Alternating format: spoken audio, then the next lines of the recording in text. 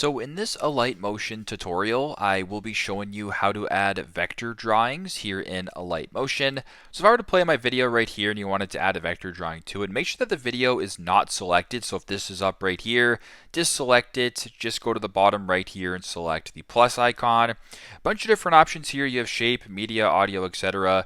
Go down to where it says vector drawing.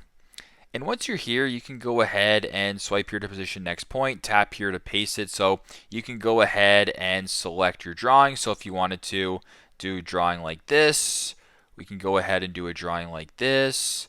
How about a drawing like that? And there you go. I've now done this. So if you wanted to do another one, you can go ahead and just kind of play around with it this way.